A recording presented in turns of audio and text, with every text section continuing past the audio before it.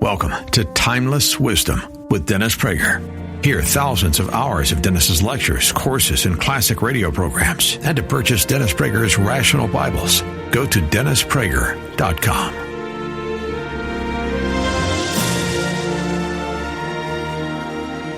Times, God cites that I am bringing the plagues so that you will know, you the Hebrews, you the Egyptians, the world will know that I am God. Remember that over and above getting the Jews out of Egypt, over and above punishing Pharaoh and the slave masters, the issue of the plagues is to let the first people know. These are the first monotheists in history. The first people to know I am God. I wish to cover with you the incredibly important subject of why is God important. I will not make any arguments for God's existence. That is an entirely separate argument. And that is already recorded, and you are welcome to listen to it. I am not interested in making that case at all. It's a separate argument. It's separate for two reasons. Number one, God may exist, but his existence not be terribly important, right? I don't know, a third baseman for the St. Louis Cardinals existed in 1928. But his existence is not terribly significant other than to those who like him. Okay? So the fact that that third baseman existed is not relevant to you. You don't really care, nor should you. So importance and existence are not the same thing. On the other hand, one may even say, well, I don't know if God exists, but I do know how important God is. In fact, my belief has always been in talking to people who are estranged from religion or God and or God, that the importance of God is more important for me to make the case for than the existence of God. Only when you know how important God is will you even care whether or not God exists. Who cares if it's not important? So it's more important to know how important God is than it is to hear the arguments for God's existence. And they're rarely made. It's rarely made. People talk about God and people talk about prayer and even God's existence, but why so important? Why is it all or nothing? If there is a God, everything is important. If there isn't, nothing is important. I mean, that is how profoundly predicated the Bible is, the Hebrew Bible, the Christian Bible, the Muslim Bible, and but for our case, obviously, the Hebrew Bible and Judaism are on God. That modern Jews, that is post-Spinoza Jews, the modern era Jew since 18th century, if you will, have thought that somehow or other God is nice but not essential, or even not so nice, is the greatest Jewish tragedy. The greatest Jewish catastrophe is the Holocaust and pogroms. But the greatest Jewish tragedy is the ignoring of the centrality of God to Judaism. Why that has happened is truly separate too, and I don't want to focus on that. I focus on this question, and it's the only session thus far where I am not doing the chapter with you. I thought I would do both chapter 10 and this tonight, and the more I made notes, the more I hope I get through this tonight and be able to resume with chapter 10. That is how important I consider this evening to take this moment to answer the question posed last week. Why is it so important? Part of the answer, and I will give you many answers, and write questions down, because you will help me make this case. I've never given this talk as such in all my years of talking, so you will help me if something is not clear to you, or I missed something that you feel was critical. So I just can't stop in the middle, but please make notes to yourself to ask afterwards. I'm not, by the way, I am not giving the reasons for the importance of God necessarily in order of importance. I will begin, though, with the plagues issue. Now, here is God manifesting himself, and forgive me for saying him. I do so because my only choices are her, he, she, or it. They're all awkward, including he. But we're used to it, so it takes the least attention away from the subject. I assume that God is male as much as I assume God plays volleyball. I mean, it's so reductionist of God to give God a gender, as it were, but we don't have a human non-male or female. We don't have a word, we don't have a pronoun for it. And it is impossible, because God is not a person, but is quote, a personality, is relatable to. You can't relate to an it. As much as you love your computer, you cannot argue that your computer loves you. If you do, see me afterwards. I know fine people in the mental health field who could probably help you. God is making himself manifest. You understand why I said himself? That's right. That was where we left off. God is making himself manifest for the first time to more than an individual. God spoke to Abraham. God spoke to Noah, not just to Jews. God's first revelation is to Adam, right? Adam and Eve. Although really Adam specifically, and Noah, and Abraham, Isaac, and Jacob. That's individual revelation. Now God is manifesting himself to a community, to nations, the Egyptian nation and the Hebrew or Jewish nation. And how did he decide to do it first? He did it first with plagues. That in and of itself is fascinating and almost disturbing. A God of love, a compassionate God, how does he decide to reveal himself to humanity? Not to Moses. Moses was a burning bush. But to humanity? With blood, frogs, lice, locusts, darkness, hail. It doesn't comport with our modern view of the way God should do it. If the editors of the New York Times could give us a God, God would reveal himself very differently. It would not be through plagues. Why then was it this way? And here I come to the first reason for the significance of God, the overwhelming importance of God. What God demonstrates with the plagues is that two things at least. One, he is God, and no other gods are God, and we will talk about that. But first and foremost is that he manipulates nature.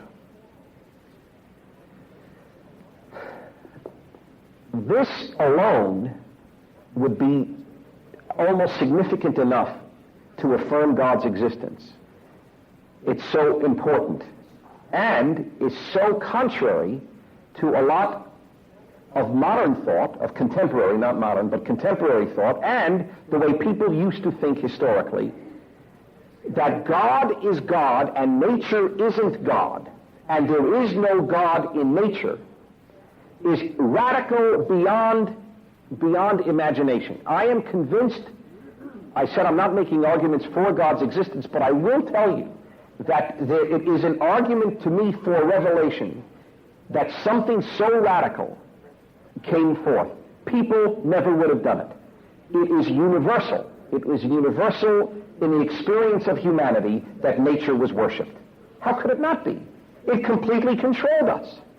If it rained, we drank. If not, we died of thirst. We didn't have crops, we didn't eat. If the animals devoured us, then the animals were not propitiated properly. The weather, animals, anything controlled us. Floods, droughts, right? So it makes sense to worship. Also, there is a nobility to it. You look at a mountain, do you not want to bow down? I do. I look at a mountain and oh, wow, that is impressive. I feel insignificant. When I visited the Himalayas, I was shaken. It was a shaking experience. We have peaks that go to 10,000. What is the highest peak in McKinley? And how high is McKinley? 20,000, I think, right? And in continental U.S., how high are the Rockies? 14,500. Okay. Okay, hold on. 14,500 feet is the largest in the continental United States. Double it, and you are in the Himalayas. Put that mountain on the top of itself. But it's not one mountain. It goes beyond anything you can imagine as a range of the Himalayas, and you stand somewhere miles away and you look at this, and the tops are where jet planes fly. And that is how high we're talking. Now, and I am not a nature worshiper. I am a God believer, a God, a supranatural God, a God above nature, and I am standing there, and this is awesome. I am insignificant. This is where it is at. Or what about the relaxation we feel? Or the very fact that we are physically part of nature. We are physically part of nature, right? We are composed of the same stuff stars are composed of, let alone other animals. It's very tempting to worship nature and to think nature is everything, and that is it. But there are a lot of problems if nature is everything. Problems that Judaism and revelation of this God came to solve. One problem of nature is that it's amoral. Nature does not know justice, kindness, goodness, fairness. I learned that on safari in East Africa. It was actually a problematic experience for me and incredibly instructive. You can learn rather easily which zebra is most likely to be eaten by a lion when there's an entire herd of zebras, either a baby or an infirm one. Now, let us imagine that we are part of nature. Why should we not act like nature does and let us kill our weak? We would save immense amounts of money if we let our weak die. Indeed, there are civilizations which did that. When you were infirm, they would take you out, you'd be exposed. The Greeks exposed deformed babies. And the Greeks were an extremely high civilization. You're just not the type of physical baby we want. You're just left exposed to die.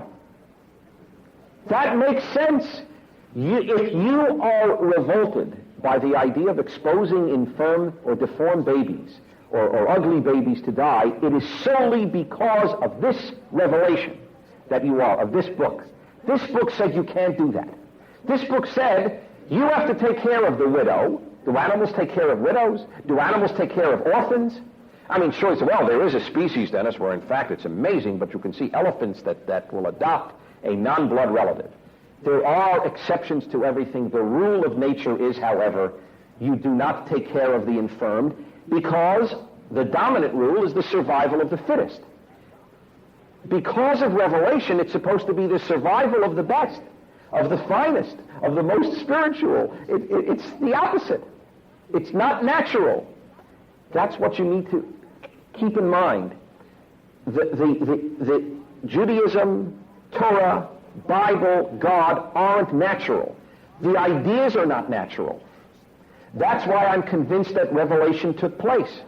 Because we wouldn't come up, we who are part of nature wouldn't come up with unnatural rules otherwise. So a revelation had to take place to say, wait a minute, don't follow nature. And so God is above nature and makes his first appearance as manipulative of nature. The first reason is therefore a moral one. Natural law is not moral law. Natural law is survival of the fittest. Hitler, in fact, cited that. Hitler said, we are the strongest race, and in nature, the strongest dominate, and they kill the weak. Hitler followed Darwin morally.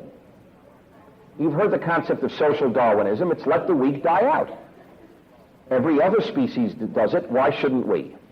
That's one reason. That's the most obvious reason.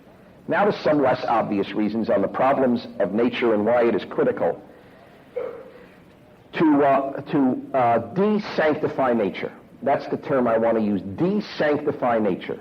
Nature isn't sacred, God is sacred. One of the names of God in Judaism is HaKadosh Baruch Hu, the Holy One, blessed be He.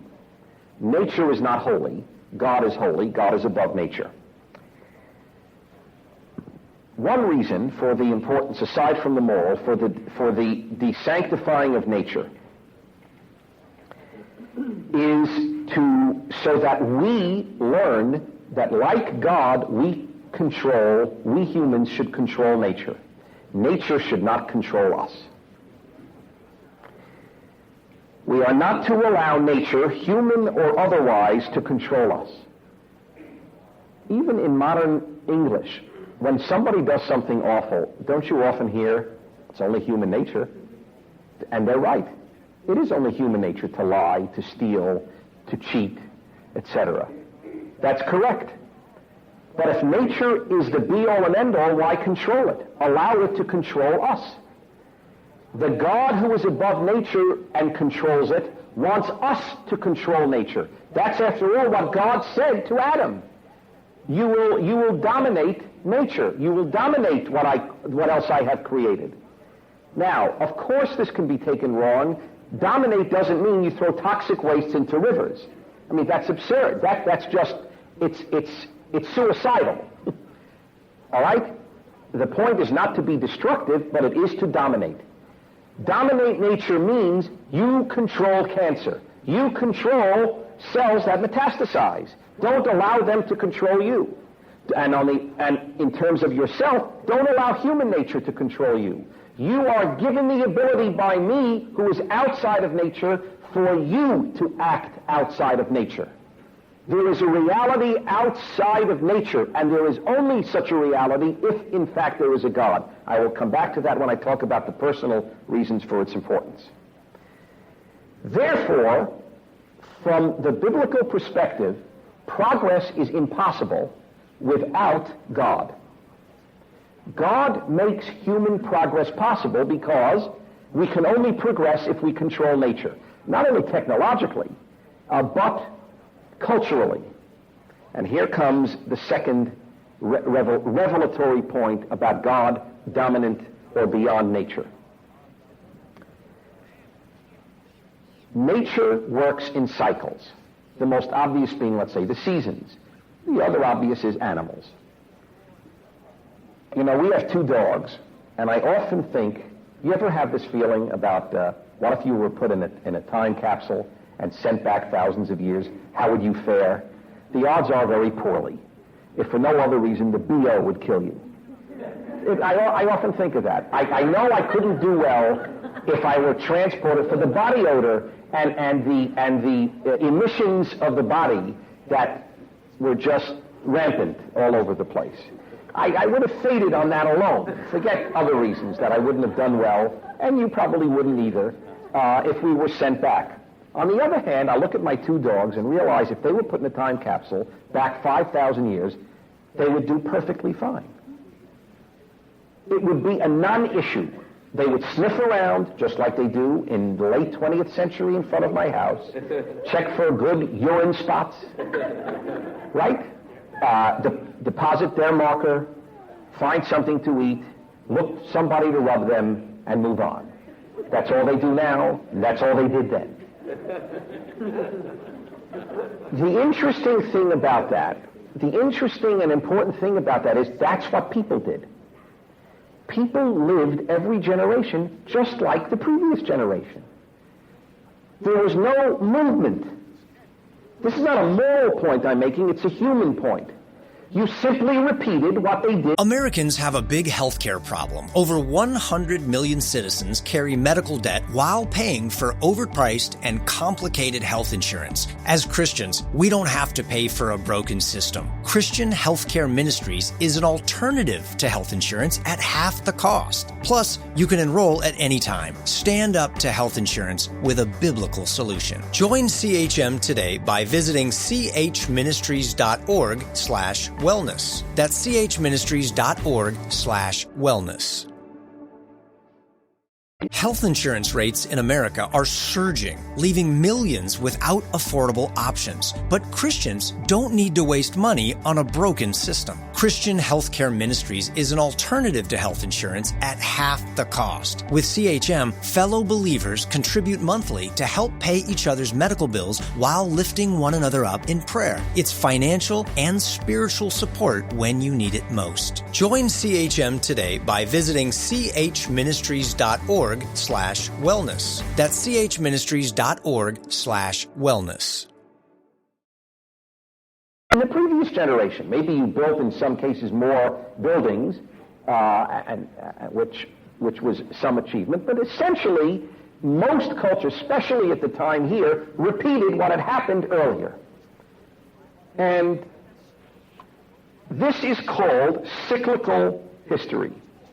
This is not my point. I got it from Henry Bamford Parks, who wrote a very important book many years ago, when he spoke about the radical change and transformation of the world through Hebrew monotheism. And he spoke about the introduction of a linear history. What God's revelation did was introduce to humanity linear history. Instead of going in cycles, you go, which indeed to this day characterizes much of Eastern thought, right? The purpose is not to progress in this world. It is to personally leave the cycles of life by reaching enlightenment. I am making no negative judgment on what are very profound views of life that exist in Eastern thought. I'm merely telling you of the radical change brought about by revelation. You are to move forward, not cyclical, in this world, not in the next. In this world, history, you humans should move forward. And one manifestation of that is called the Messianic idea, that one day there will be a Messianic age, a Messiah age.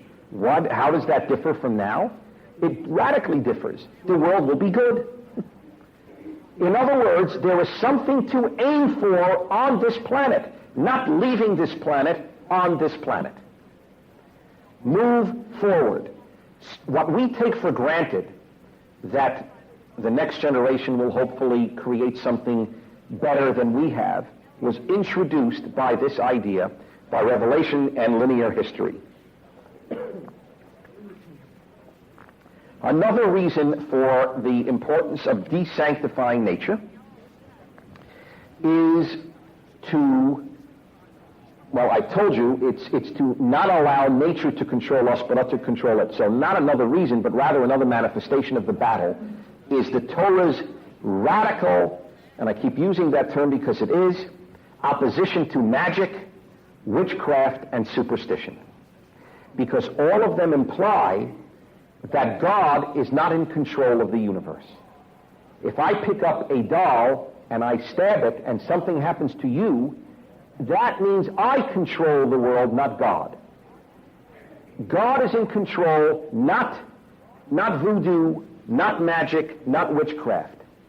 Any of those things is utterly rejected by the Torah.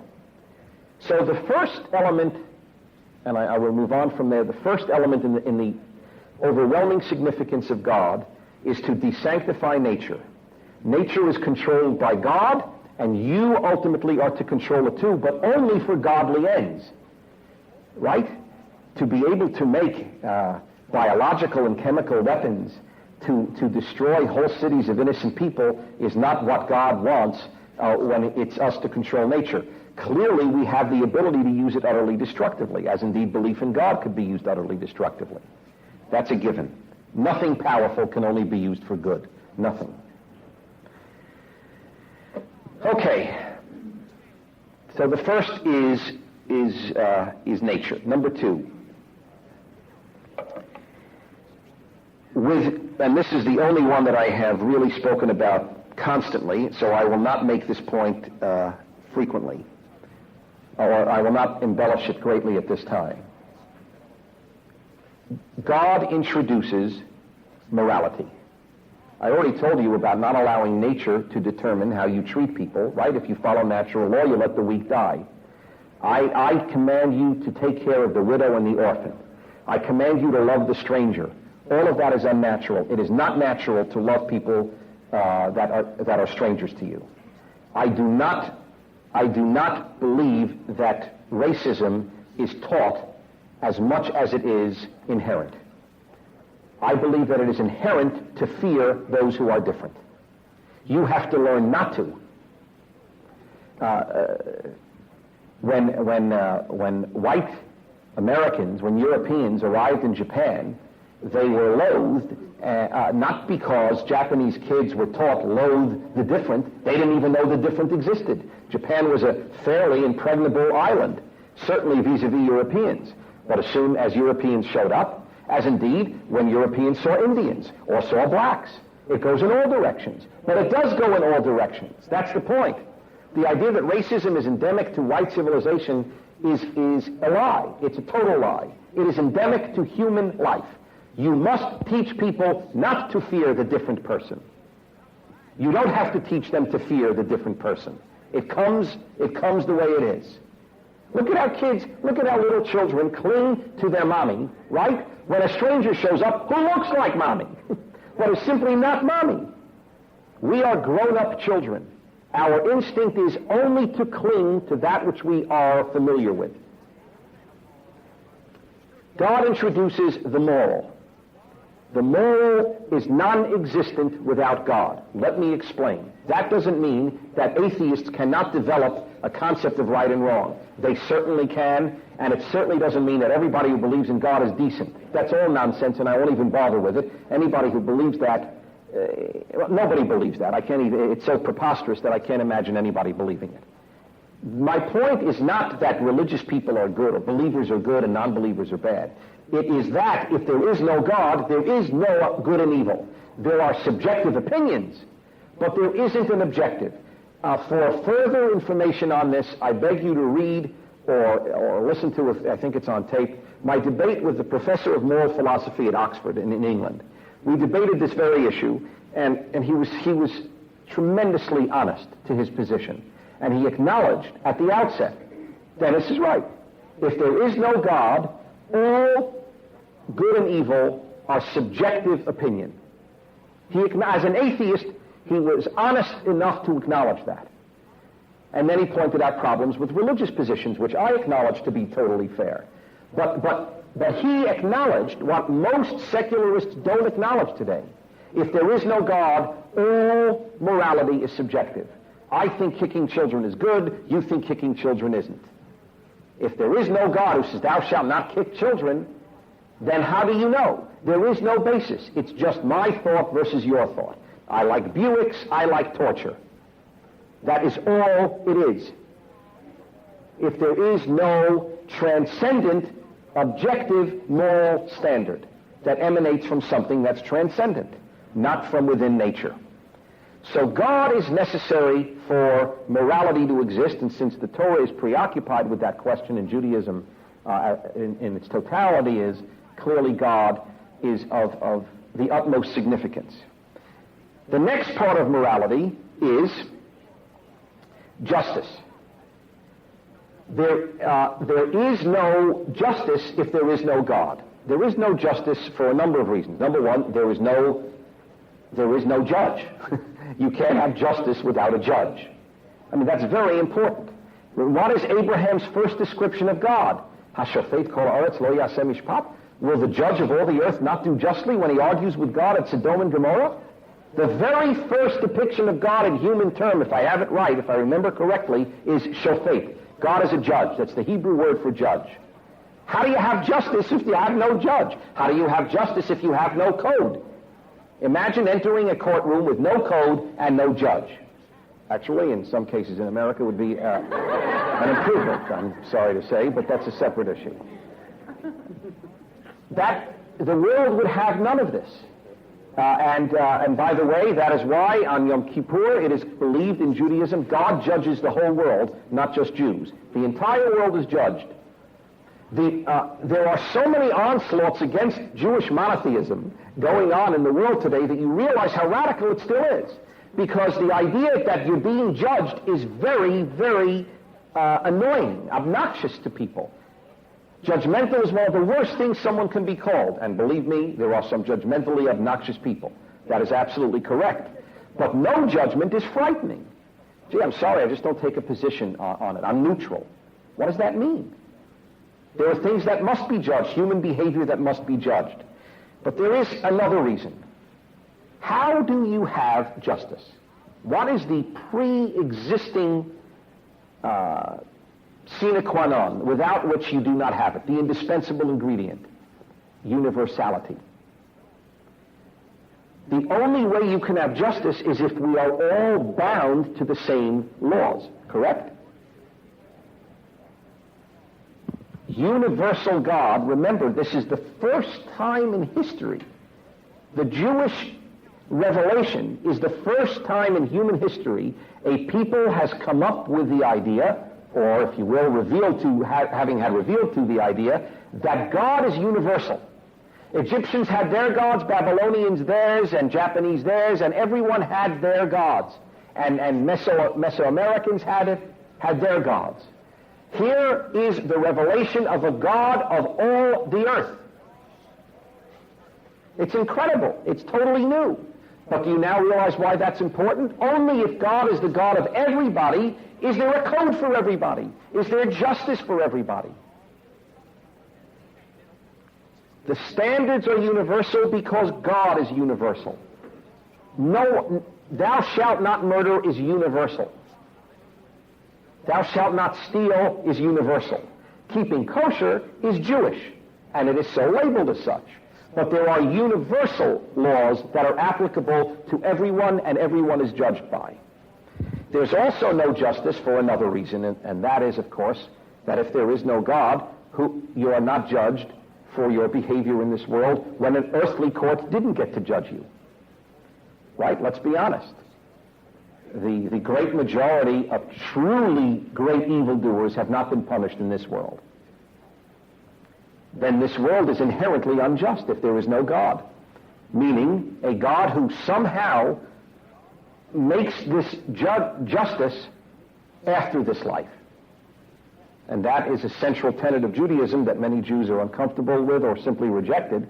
But if you reject it, you must then at least be honest enough to acknowledge this world is a cesspool of injustice. That truly, in fact, the worse the behavior of people, the less likely they are to be punished. You're more likely to get caught if you embezzle than if you were a mass murderer during wartime, right? Who's going to get you? The Nuremberg trials were a very rare phenomenon, and the vast majority of Nazi murderers were never touched. Right now, they're trying to get Serbian mass murderers in The Hague. They have one, I believe. The chances of getting others are minimal. If you embezzle, there's a good chance you'll get caught. Then you pay the earthly justice. But for horrific evil, as Stalin once put it, one death is a tragedy, a million is a statistic. And unfortunately, there was a lot of truth to that.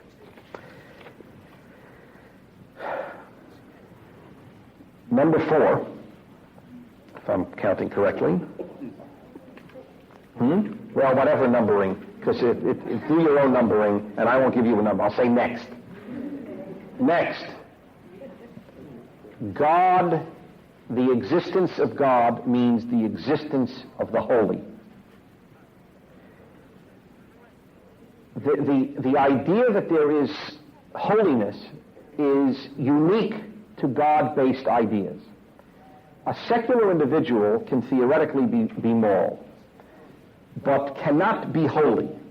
Holy is, I wish to elevate myself to God.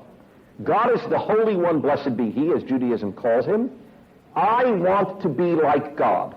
Leviticus 19, I believe it is, you shall be holy because I, God, your God, am holy. Be like me. But if there is no God, who do we be like? Or to put it very directly, we have two choices. We can act as if we are in the image of animals or in the image of God. It is a daily, indeed minute-by-minute choice that every one of us can make. In which image? Because I am totally created equally in both images. I am just as much in God's image as I am in animal's image. In which image will I behave at this moment? Is the ongoing question for every human being. Now, I believe that within there are times where, like an animal, is okay. Within guarded railings, where even Judaism will allow it, as for example the bedroom of the husband and wife.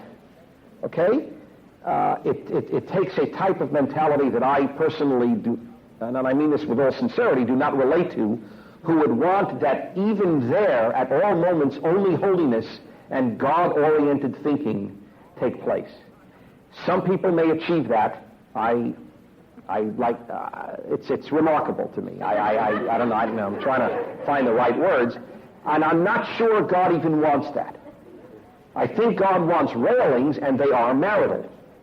But I think that, in other words, the image of animal isn't to be obliterated, but you ought to be aware of it and aim for the image of God in one's behavior. That is your choice.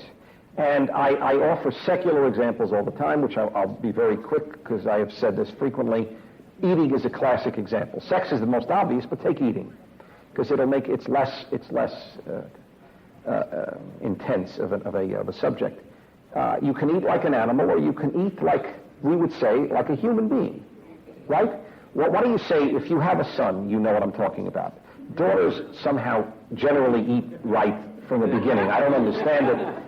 It's a real... But if you have a boy, I always say boys prove evolution. Because you basically have a gorilla. You do. There is no question, if I had $1 for every time I told my son, eat with a utensil, I could retire. It goes into the well, I couldn't retire, but I could do well for a year. It goes into the tens of thousands of times. There's no question. It's so unnatural to do so. Fingers in the food, slobbering, wiping their hands on their pants, wiping their nose with their arm. That's a particularly beautiful trait in young boys. And so on. Now, that's not evil or immoral, but why don't we want them to do it? And it's not hygiene. You're not going to die wiping your hands on your pants. It's that, or slobbering over your food. It's that you don't want your fellow humans to act like an animal. Your dog buries his or her face into the bowl. You don't want us to do that because there is an instinct we now have, thanks to the holiness concept, not to act like an animal, to in fact make a real separation between us and the animals. The movement to say we are really... Health insurance rates in America are surging, leaving millions without affordable options. But Christians don't need to waste money on a broken system. Christian Healthcare Ministries is an alternative to health insurance at half the cost. With CHM, fellow believers contribute monthly to help pay each other's medical bills while lifting one another up in prayer. It's financial and spiritual support when you need it most. Join CHM today by visiting chministries.org/wellness. That's chministries.org/wellness.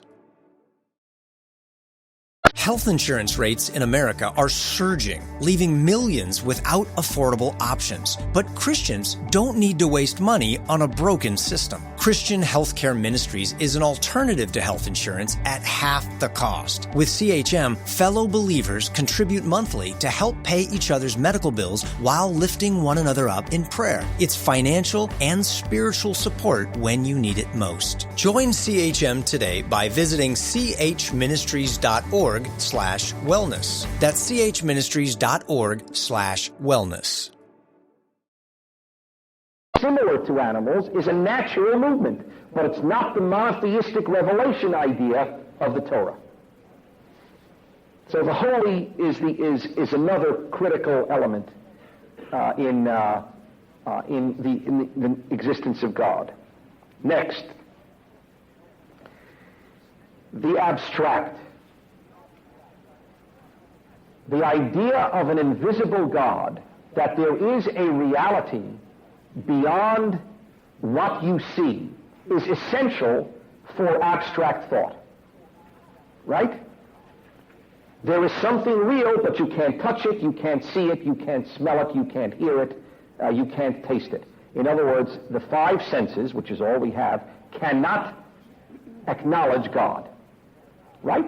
If you, God forbid, lost all five senses, you could still thoroughly perceive God. Just as thoroughly as without your senses, as with your senses. God is not dependent upon that.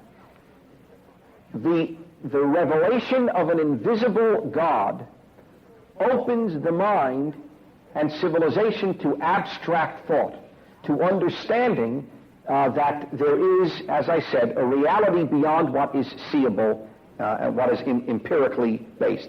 The notion that only the empirical is real, which is the scientific atheist's argument against God, hey, I can't measure God, I can't see God, etc., is a non sequitur to those of us who believe in God. I know God can't be measured, but God still exists. But ladies and gentlemen, woe unto anyone whose entire life is predicated on believing and living for only the empirical. Can you measure love? Can you measure friendship? Can you measure, in fact, the things you most care about?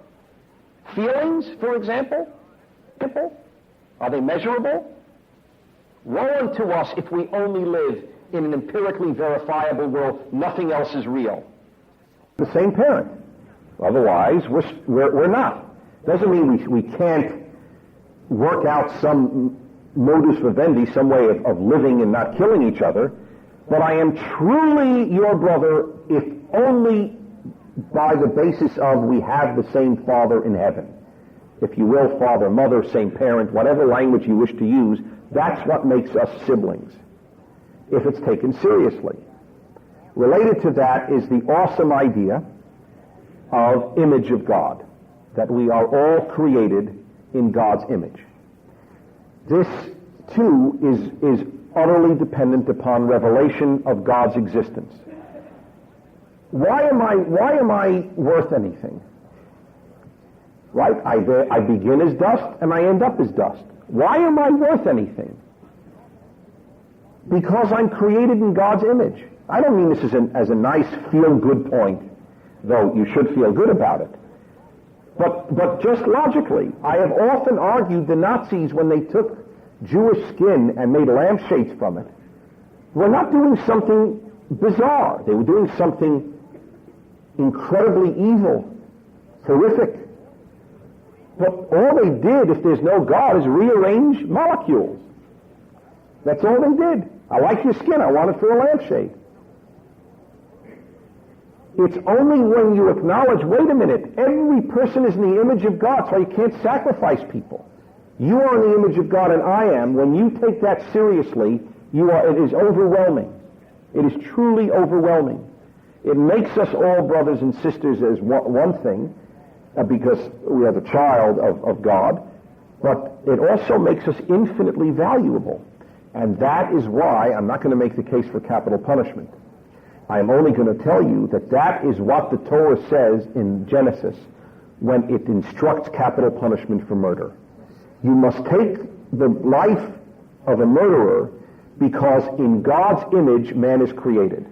Letting murderers live according to Genesis means that you have allowed the image of God to be destroyed with impunity.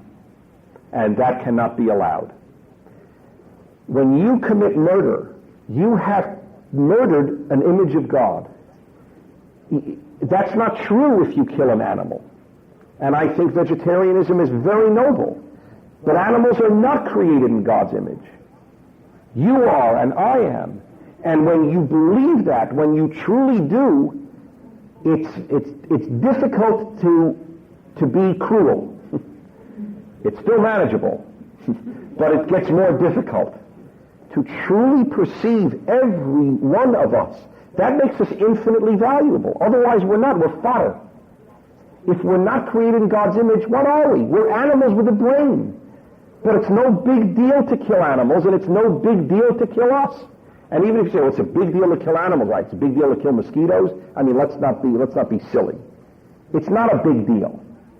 The big deal is us. We are created in God's image. I have not emphasized personal elements because I don't know why. I should, but it's not my bent because I so want to appeal only to your brain and not your heart in advancing the case tonight. But let me appeal to both with at least this element. No matter how many friends and relatives and family you have, to a certain extent, we all walk this earth alone. With all the love, and God knows personally I have been blessed with family and friends. But in the ultimate analysis, I am I, and my wife is my wife, is she, and my kids are my kids, they are they, my friends are they. In the final, ultimate analysis, we are alone. There is a certain aloneness to life. And we don't like that. We are created, the rhinoceros is created to be alone. It is. One of the things I learned in Africa, they're a very lone animal. They're also a very stupid animal, and I suspect that, by the way, there's probably a relationship between those two facts. We are meant to be with others. Why is solitary confinement torture?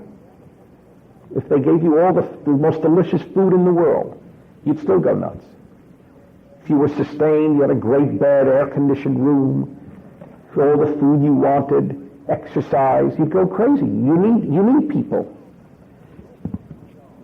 We also need God. There is, in the final analysis, even if you are blessed with friends and family and you are alone, how much more so if you are not so blessed? And many people are not, and walk through life more alone. For example, people who live very long. It's a curse to live very long in some ways. Everybody you loved died. But there is still God. And being the child of God and knowing, yes, God loves you, is very powerful. They didn't have that concept in ancient Egypt. Ra loves you. Right. I'm glad you laughed. I mean, the point is getting through. Ra was the sun god. I mean, if you tell an Egyptian the sun loves you, you think you're crazy. You don't talk like that. But we do. We, the inheritors of this revelation, do. It's a very familiar phrase, that I am loved. This simple me, this frail me, is A, in God's image, so I have infinite value, and B, is loved by God. And that's powerful. Next, this God gives life meaning. If there is no God, life is simply random. Randomness prevails. By sheer fluke we came. The universe could not care less. Do you know how small we are in the universe? A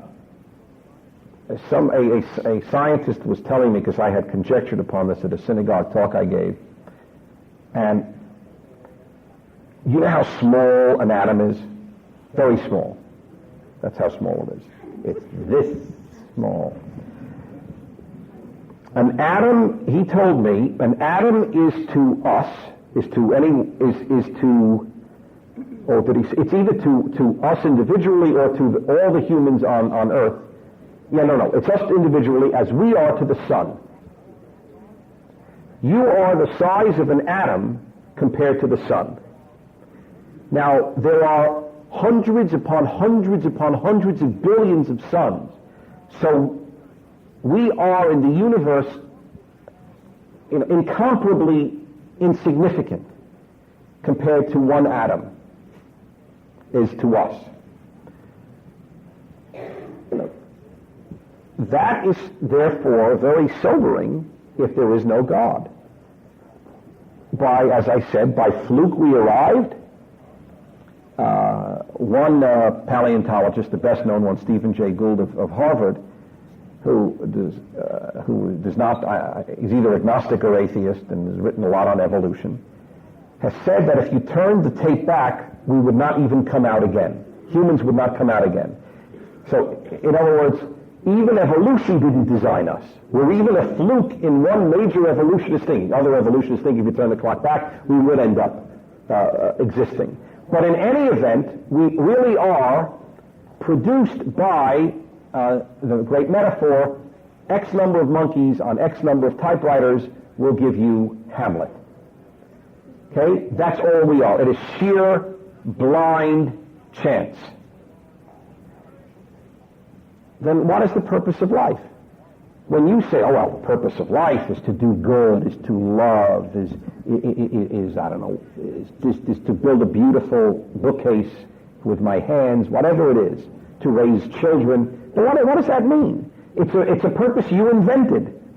You'll die and they'll die. And in 5 billion years, it'll all blow up. No matter how many backups of your hard disk you've made. It will all blow up.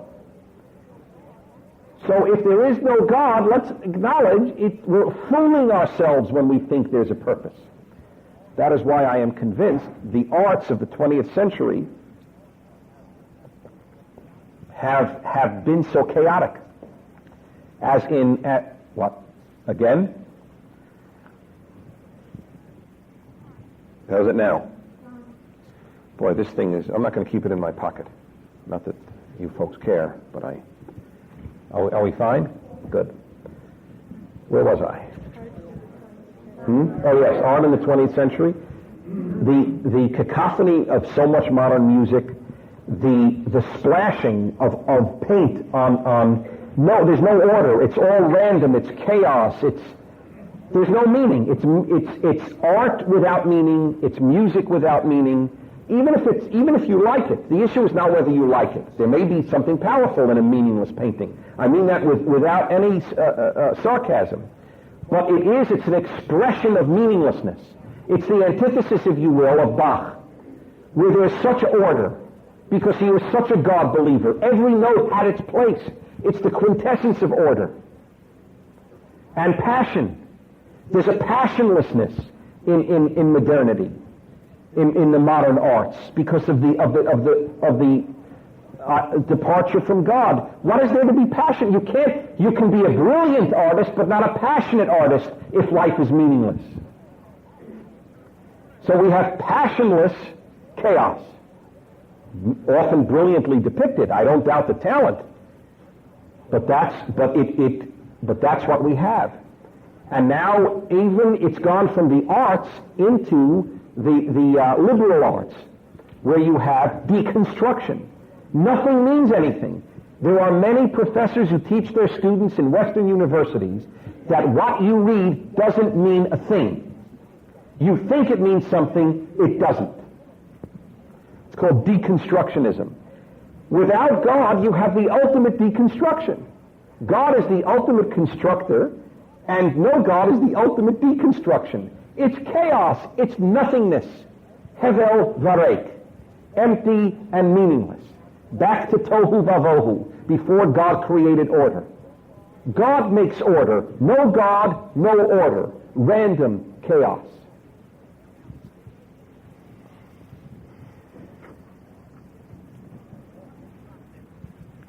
Next.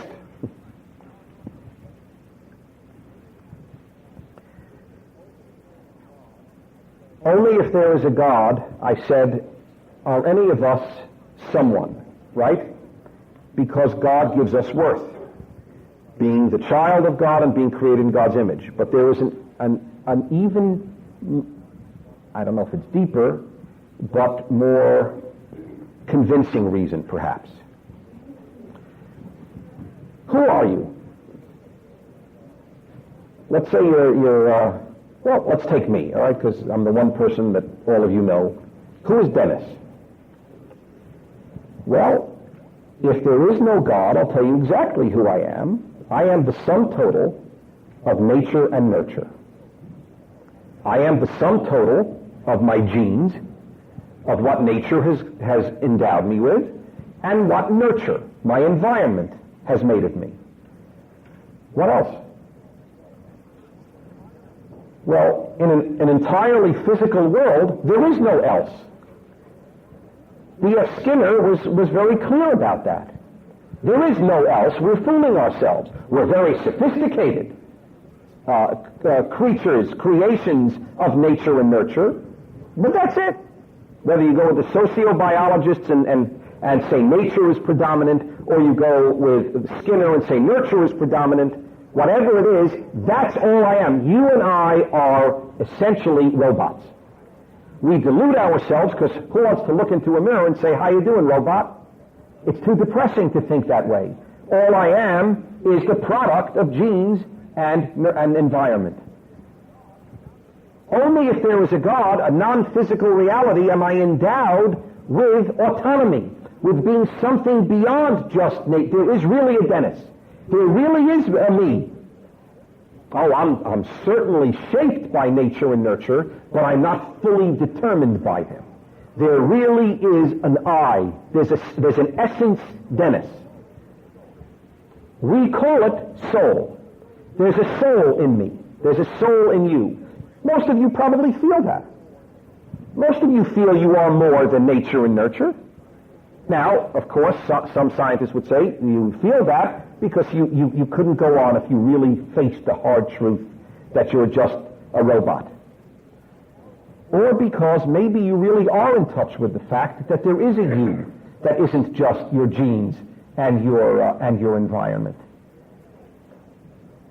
There's a soul, but if there's no God, there's no soul.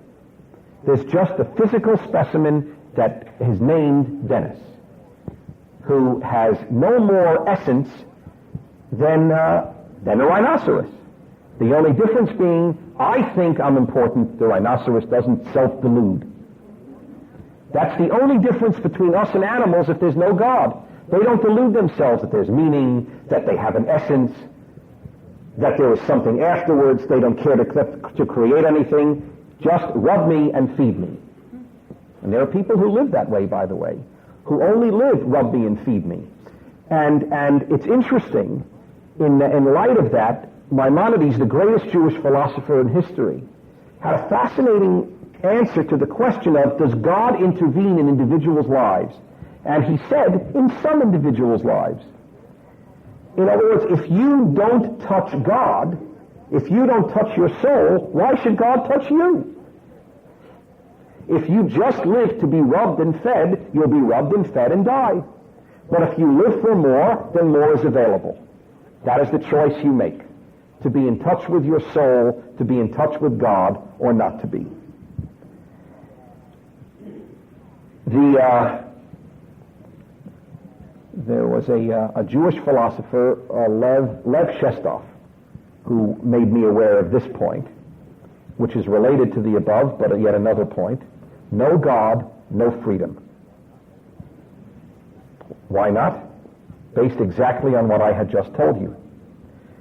Where is your freedom of choice if you're only the product of genes and environment? You don't have any. You may think you do, but you don't. Whatever you do has been determined by nature and nurture. Only with God, Shestov brilliantly points out, do we actually have any autonomy. There is a me who can go beyond nature and nurture. And you get to that by touching God, by touching the non-physical, the non-nature, non-nurture part of you. That is why they have still not come up with non-God-based 12-step programs. It is one of the great challenges I offer people on my radio show who tell me it's not necessary, God. And I go, really? Then why, with all our sophistication and all our methadone, can't we get people off drugs without God? Why is every 12-step program the only widespread programs that do detoxify people from gambling to drinking to drugs to sex as alcoholisms, as addictions? Why are they all based on getting in touch with the Supreme Being? because only then am I free to conquer nature-nurture. Nature-nurture alone, I'm addicted. I cannot from within overcome, because the within is addicted. How do you ask an addict to stop being addicted? It's like asking a tulip to stop being a flower. You with me? That's all we are. Only when you are in touch with that which is beyond nature and nurture can you conquer your nature-nurture, which in your case was to make you an addict, or selfish, or whatever your particular demon might be in life. That's big. That autonomy is available. That's why God really is the God of freedom. And that is why Judaism does not hold that the Jews are free getting out of Egypt. That's only part one, as we'll study. Getting the Torah, getting the law at Sinai to liberate ourselves from nature-nurture is the biggest part of the Exodus, is the point of it, frankly. If we are part of nature, how can we conquer what we are? It's like asking your dog to stop licking you, if your dog is a licker, like one of ours is. There's no way. She cannot stop it. It is not possible.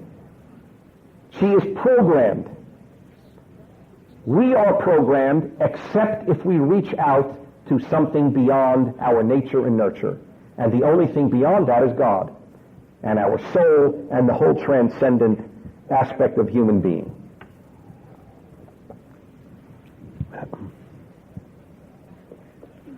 I thank Lev Shestov again for that point. Next, human equality. I spoke about that we are all brothers and sisters. Americans have a big healthcare problem. Over 100 million citizens carry medical debt while paying for overpriced and complicated health insurance. As Christians, we don't have to pay for a broken system. Christian Healthcare Ministries is an alternative to health insurance at half the cost. Plus, you can enroll at any time. Stand up to health insurance with a biblical solution. Join CHM today by visiting chministries.org/wellness. That's chministries.org/wellness. Americans have a big healthcare problem. Over 100 million U.S. citizens carry medical debt, but that's not the whole story. With health insurance, your out-of-pocket and monthly costs are way too high. You get surprise bills, denied claims, and poor customer service. That's a serious burden. As Christians, we don't have to pay for a broken system.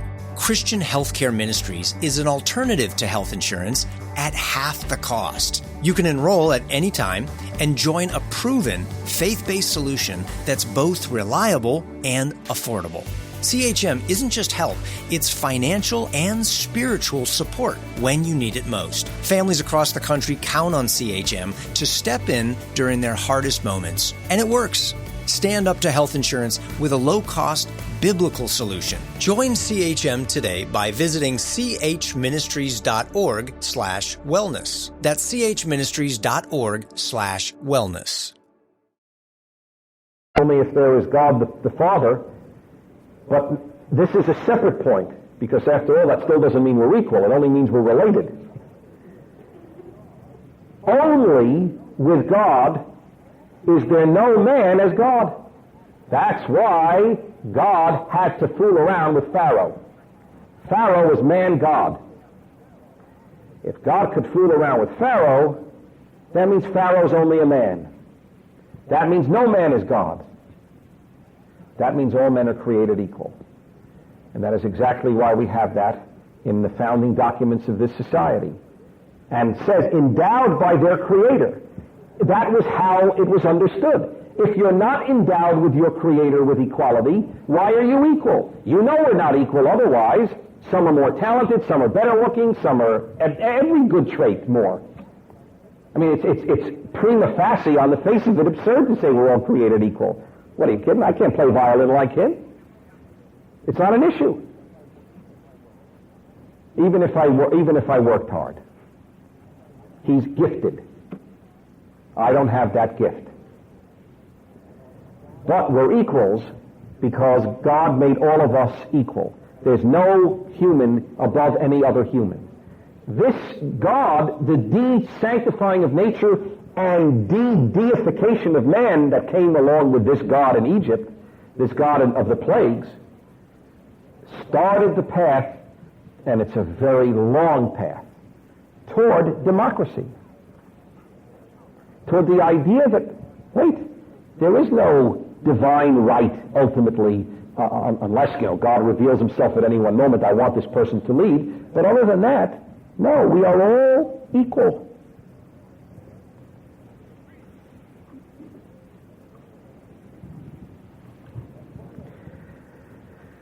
And finally, might is not right. It's to teach human beings that might isn't right. A variation, if you will, on social Darwinism. Right is right. And what God says is right, not by power and not by might, or not by sword, but by spirit alone. Right? From the prophets. It is not power that matters. Oh, power matters. If this world is the only world, then might is right. But if might were right, then the Jews were fools for remaining Jewish when they had so little power and got so hurt by it. The only thing that enabled Jews, the most consistently hated and persecuted group in the world, to persevere was the belief that it didn't matter if you were weak. That if you were with God, not God with you, if you were with God, Lincoln made the good distinction, then it didn't matter. Yeah, you win this battle, and you win this pogrom, and you win this persecution. I mean, it mattered, obviously, in this world. The pain and suffering was awesome and horrific. But in the ultimate scheme of things, that isn't what matters. What matters is, are you, as it were, with God? Not as it were, are you? It's just tough to speak this way because it's language that is so abused so frequently. So I conclude by returning to the beginning. From Genesis 1, the single greatest purpose of the Torah was to teach that God is God. The battle against polytheism, many gods, false gods, nature gods, is the battle of the Torah. I agree with Hillel, the great rabbi of the 1st century of the Common Era, or 2nd century, who when the famous story was asked by a pagan, could you summarize Judaism while standing on one leg? And he said, yes. Do not do to others what you would not want done to yourself. The rest is commentary. Now go and study. He could have said, but the pagan wouldn't have understood it, so his answer is right. He could have said, God is God, the rest is commentary. Now go and study. But it would mean nothing. It would mean nothing to people today. But in the final analysis, that is why the Torah came into being. That is its fight. You will see it repeatedly. From Genesis 1 to the end of Deuteronomy, the war against other gods, the war against false gods, the war against superstition and witchcraft and magic. That is what it is about. And if the Jews fail it, the Jews will suffer like anybody else. I lament with the deepest sadness the absolute ignorance among most Jews today that is the reason for their being. To be, ironically, it was taken over by another group, Jehovah's Witnesses. That is what Jews are supposed to be, Jehovah's Witnesses. When a Jew stands on Friday night and says the Kiddush, the blessing over the wine for the Sabbath, he stands. All stand when he or she says it. And the reason is, in the ancient world, you stood when you gave testimony. What is the testimony you're giving when you stand up and recite the Kiddush over the wine Friday night? Well, there are 2 paragraphs in the Kiddush. And the first is from Genesis, that God created the heavens and the earth and rested the 7th day. Every Jew who keeps the Sabbath is bearing witness to the fact that God created the world. It is a literal witness bearing. Why aren't you making money today? Why aren't you working today? Why aren't you acting normally today? You're just renewing your soul today. Why? Well, because God did. And I'm imitating God. I'm in the image of God. It is a bearing of witness. It is a statement of testimony to God. It all crumbles in the Jewish biblical view without God. It is the issue. I pray that I brought something that I photocopied, but God doesn't always answer prayer. And this is, even though it's on his behalf, I blew it. I had photocopied what Maimonides said, because it was such a beautiful way to end. Maimonides, in the beginning of his speaking of the laws of Judaism, speaks that everything is predicated on God and his being the creator of it all. It is not something you can take or leave. You can take or leave a lot of things. That's the central issue. When you go through the list, which I hope you do, of, 20 items of awesome significance, any one of which would make God's existence critical, you realize how important it was for humanity to come to acknowledge God. And the impoverishment and the grasping at straws in our own lives that occurs when we don't. The peace that you're given. I wonder, if true inner peace is even available without a God orientation in one's life. I hasten to say that I can't say, obviously, because I don't know all 5 billion people, and there may be someone in Paraguay who has done it, and I haven't met him or her. I don't think it's possible. When you think of people who have attained a peace, and it's very uncommon, very uncommon even for people who deeply believe in God, it is God-oriented. It doesn't mean you therefore stop functioning, but it means that you have been capable of liberating yourself, and here is where Eastern thought and Jewish thought are at one. The concept of enlightenment available in Buddhism, which is a profound religion, is not identical, but the ability to see this world as not what matters goes too far from a Jewish perspective in Buddhism. You have to battle cancer. You have to battle evil. Not that many Buddhists would not necessarily, but there is a peace with suffering that Buddhists have that is alien to the Jewish, this worldly crusade, as it were. Let me end, therefore, by answering a riddle. If what I said is true, if God is the be-all and end-all of the Torah and of the Jewish mission and in Judaism, why don't Jews know this? Why are Jews the most secular group in the world? Literally. Certainly in this society. The statistics are funny when you look at them. Percentage of people, Catholic backgrounds who don't believe in God, percentage of Protestants, and the percentage of Jews. The graph goes off the chart. Or if not doesn't believe in God, is fully secular, or where God is just not relevant. You think of all the professors, the disproportionate number of Jewish professors at colleges who are utterly secular, for whom God is a nuisance or a stupidity even. How did this happen?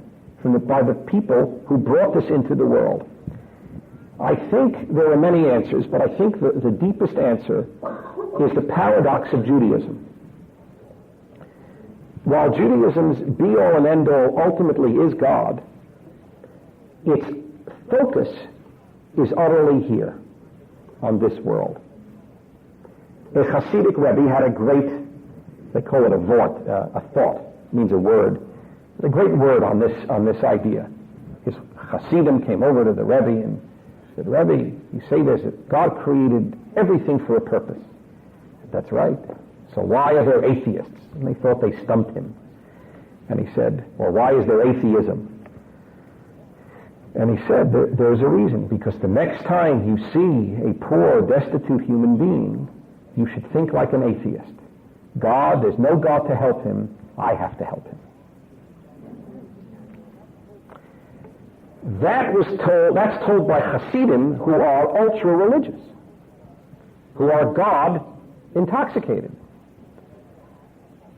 What happened in Jewish life in part, in large part, but it's not the total reason, was that this world orientation of Judaism overwhelmed and ultimately obliterated the God-centeredness of the way it began. And so you had a terrible bifurcation in Judaism of the religious leaving this world, and the rest of Jewry leaving God. And that is the split you have almost to this moment. And so Jews, as you know, disproportionately organize and are members of social movements. Right? Everyone. Socialism, Marxism, feminism, environmentalism. Disproportionately, Jews are founders, members, activists. The religious mission has been retained by a lot of Jews. It's been desacralized. It's been de-godized. It's entirely secular. Everything that matters is this world. The personification was Karl Marx, the father of Marxism, who loathed Judaism, grandchild of Orthodox rabbis, both sides. Orthodox rabbis were his grandparents. Loathed it. The entire purpose is this world and now. We must fix this world. What's the name of the left-wing Jewish magazine in America at this moment? Tikkun. Repair. The idea of repairing the world, which is noble. The problem is, it comes from the Hebrew phrase, l'taken olam b'malchut Shaddai, to repair the world in the kingdom of God. But if you drop the kingdom of God, you get secular repairing. Secular repairing has gone awry. Not always. Not by intent. The children of Marx gave us Gulag. Communism was a messianic movement to repair this world, and Jews were disproportionately involved in it. I lay the blame equally all over because religious Jews, the God-oriented Jews, seem to abandon this world. To this day, many Orthodox Jews, and certainly not all by any means, but many, argue that the Israeli army is not necessary. If all Jews studied Talmud and Torah all day, they could not be vanquished by Arab armies. I don't believe that. Nothing in Judaism holds that. But, so you have the God-oriented and the world-oriented. But Judaism is God-oriented and world-oriented. And if only this world orientation wins out, it's not good. And it won out. And so Jews are uncomfortable with God talk. I never heard God loves you till I heard Christians say it. Right? If most Jews ever hear that talk, they hear it from fundamentalist Christians. God loves you, or even non-fundamentalist Christians. Yet Judaism started the ball rolling. The Torah started the idea of a loving God, and of a God we should love. Jesus says the great two commandments are love God and love your neighbor, and God bless Jesus for saying it. But Jesus said it as a Jew. He was citing the Torah. This was not new to Jesus. He was quoting Torah. But how many Jews, is there a Jewish professor from Harvard to UCLA who would say the great commandments of life are to love man and love God? I can't conceive of one Jewish professor, of one Jewish writer at the New York Times or Washington Post speaking like this. And so it's a problem. For them too, it's a problem. personally, because you can't be happy with a this world only orientation. It's too bad a world. It's too unredeemed. It's too frustrating. And then you get angry because you didn't fix it in your lifetime. That's the case for the God-centeredness and why God starts his revelation to humanity playing with a man God and nature gods. Thank you very much.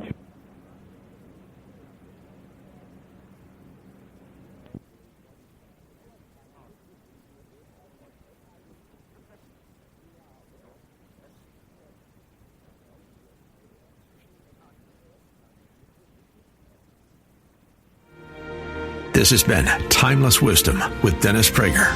Visit DennisPrager.com for thousands of hours of Dennis's lectures, courses, and classic radio programs, and to purchase Dennis Prager's Rational Bibles.